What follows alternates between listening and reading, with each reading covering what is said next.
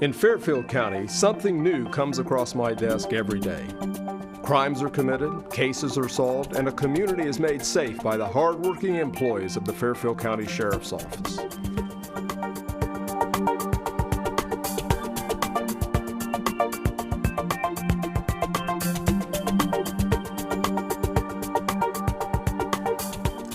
Welcome to This Week with Sheriff Dave Phelan, a weekly program here on Lancaster, Ohio.tv. We're also carried by a number of radio affiliates here in Lancaster. Do appreciate you, the viewers and listeners that join us each and every week. The program is actually produced at Fairfield Christian Academy. Our executive producer, Kelly Roberts, behind the scenes, gets the questions together, lines the guests up, does a terrific job behind the scenes. And I do appreciate you, the viewers and listeners that have joined us now going into about our 16th year on radio and about our 8th or 9th on TV. We appreciate each of you that join us every week.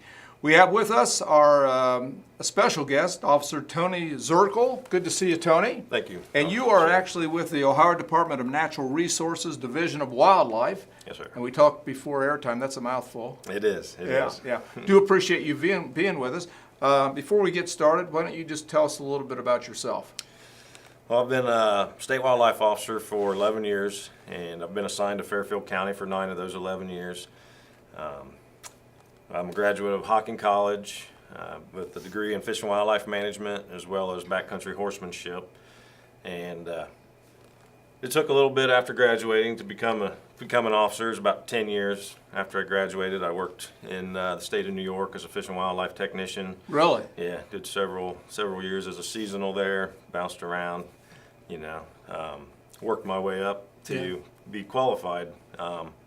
And then in 2007, applied and got the position as a wildlife officer. Wow. So is that something even as a kid you were interested in, the outdoors and hunting and doing those things, fishing and those things? Yeah, absolutely. Probably junior high years, made some friends whose family hunted. My parents did a little bit, but they really got me into the deer hunting and opened my eyes to the possibilities. And my freshman year, I knew a high school graduate that went to Hocking College, and I wanted to be like him and pursue that career. So.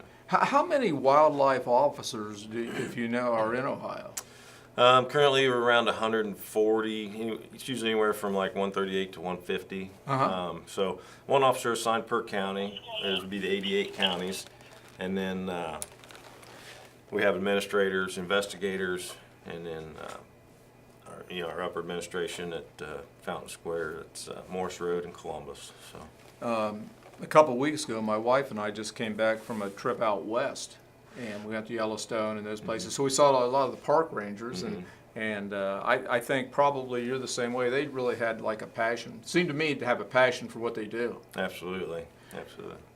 What exactly does a wildlife officer do? What's some of the things that you're responsible for? You investigate or get into? Sure.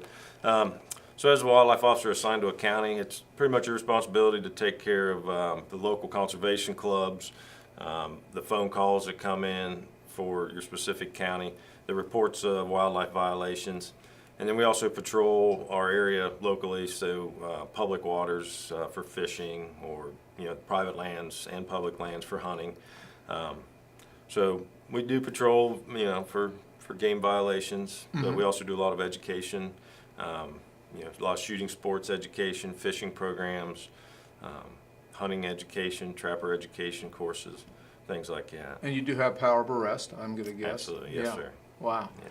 So what would be, Tony, one of the more common kind of complaints that you would receive? What would be? As far as wildlife violation complaints, we do get a lot of deer hunting violation complaints, night, road hunting, night shooting. Taking over your bag limit, things like that. This time of year, springtime, we handle a lot of nuisance animal calls, injured or orphaned animals. So that takes up a lot of our time around baby animal season. Right. So we field those calls. What would qualify as a nuisance? Type of animal be considered a nuisance? Okay, so as a landowner, homeowner, property owner, if there are several animals that fall under a nuisance animal that can be taken care of by the property owner. So that would be like raccoons, skunks, opossums, groundhogs, even up to fox and coyotes. So those being deemed a nuisance animal, they can be taken care of by the homeowner, the property owner, anybody they give permission to do so, or if they're unable to do that or know anybody that can do that, they can hire a nuisance trapper that is licensed through us. Yeah, I know years ago I had a raccoon in our garage, and then I've also had a rental property where the raccoons actually got into the wall of the property. Yeah. And so I guess when that happens, to dispose of those animals, or if you have some animal getting trying to get into your house or something, you need to call in a professional, or can you put a trap out yourself, or how does that work? Yeah, you can put a trap out yourself and take care of that. There are trapping regulations. Okay. So the trap has to be checked and emptied every day, so the animal doesn't suffer in there. Be prepared. If you're trying to catch a raccoon or a groundhog, you may catch a skunk, so make sure you're prepared to handle that. That wouldn't be good. I get a lot of those phone calls and said, you caught it, you need to take care of it. If you can't, you have to hire a nuisance trapper to come take care of that for you. So, and then once they catch the animal in the trap, how do they dispose of the animal? How does that work? So any animal that has a potential to carry rabies cannot be relocated. So raccoons, skunks, opossums, fox, they can't be taken somewhere else and let go. Okay. So they need to be humanely euthanized or released on the property. So if it's a nuisance it's animal left there on in your my yard, property, you put it back in the backyard. Huh? right. Okay. Hopefully you have a back 40 and you Yeah. can put it back there. But, Okay. but if you don't, humanely euthanize that, according to the Veterinary Association recommendations. Now there's a program called Born Wild, Stay Wild. So what is that?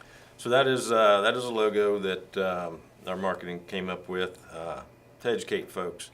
You know, not every animal that you see in the wild that is alone is orphaned or injured. A lot of times we get phone calls about fawns, baby deer, that are discovered in somebody's yard, in their flower bed, under their deck. So they assume that animal is orphaned because they don't see an adult deer around. The best option is to leave that animal alone, leave it in the wild. So it was born wild. Its mother has instinctually, she knows to leave that fawn by itself so she doesn't attract predators by standing around it. So she'll leave it alone during the day. Okay. She'll come back at dusk or after dark to feed it. They only need to nurse a couple of times a day. So it's being taken care of. So it was born there, leave it there, don't pick it up, try to be the hero and save the fawn. You're actually doing it more harm. So what about people that kind of feel sorry for these animals and start feeding them? Would that be another no-no? Yeah, if you're doing it in captivity, so you take an animal and put it in a box or bring it into your home and do that, yes, that is a no-no. That's actually a violation of law. But by doing that, you're getting it habituated to human interaction. So you're doing it a disservice from being a wild animal. Right. It doesn't know how to fend for itself as it, eventually grows up and hopefully can go out and collect its own food. Wow. What happens when you legitimately see an animal that has been abandoned or injured? Okay.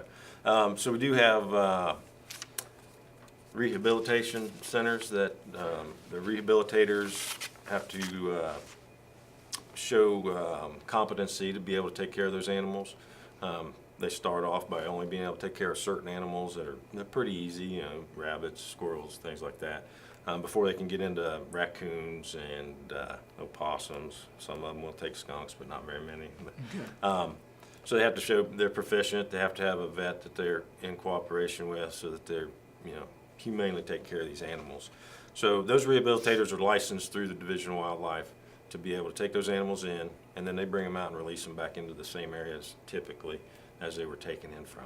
So if someone would come upon, say, a deer and it's obviously broken its leg or something like that, then what would be the first step they'd want to do? They could call 1-800 Wildlife or go on the internet. Our website does have a link to licensed rehabilitators in and around the state. So So what is the website number so our viewers and It's listeners may know? wildohio.gov. It's pretty easy. Absolutely. wildohio.gov. Yeah.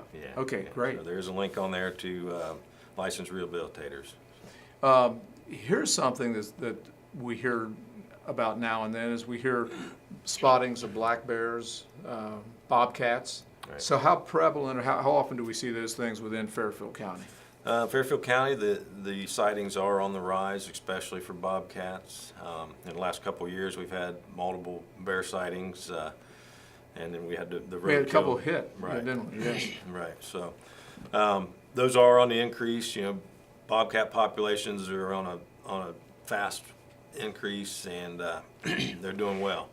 So we're seeing those distribute throughout the the forested areas, and we're seeing them up north of Lancaster now. And Yeah, I don't know, it's been probably a year or two ago, I was out off Winchester, the park out there, and there was a bobcat like in a tree or something, or Yeah. a lower branch. It's just kind of, is there any chances that they, well, we just have a couple minutes left, but, and we probably want to visit this as we get into our next show, but is there any danger associated with these animals, the bobcat or the black bear, to humans? They are wild animals. They're going to react in a way they see that they're going to protect themselves.